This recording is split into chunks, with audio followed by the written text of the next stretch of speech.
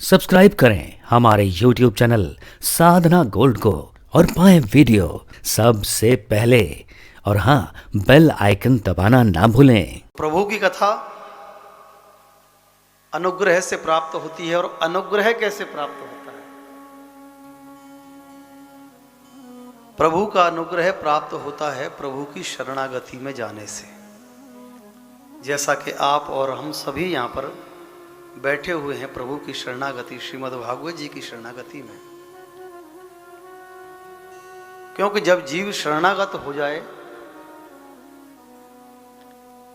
तो ठाकुर जो भक्त वत्सल हैं, शरणागत आते ही अपने दास के मस्तक पर हाथ फिराते हुए उसको पुचकारना प्रारंभ कर देते हैं।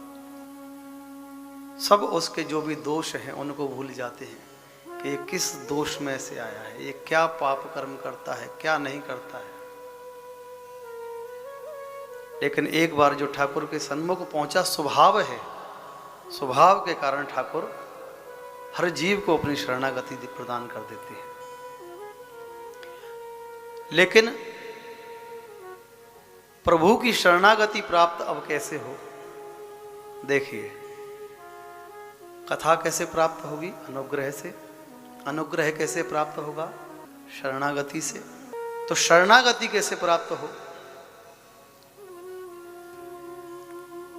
शरणागति प्राप्त करने के लिए जब तक जीवन में कोई एक संत की कमी रहेगी तब तक प्रभु की शरणागति प्राप्त नहीं हो सकती। एक संत ही है जो आपको वो मार्ग दिखाते हैं कि इस मार्ग से होकर प्रभु की शरणागति प्राप्त होती है। इसीलिए किसी ऋतु को परिवर्तन करने के लिए जिस प्रकार वसंत की आवश्यकता होती है, इसी प्रकार इस जीवन को परिवर्तित करने के लिए संत की आवश्यकता होती है।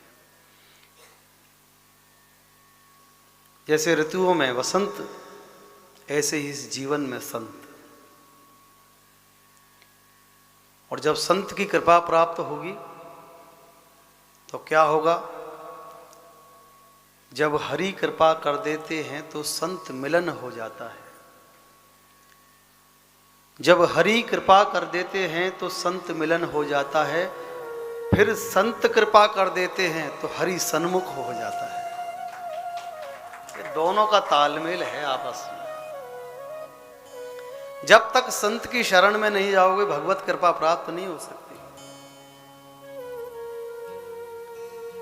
लेकिन यह भी बात पक्की है कि जब तक प्रभु की कृपा न हो जीवन में संत भी नहीं प्राप्त हो सकते।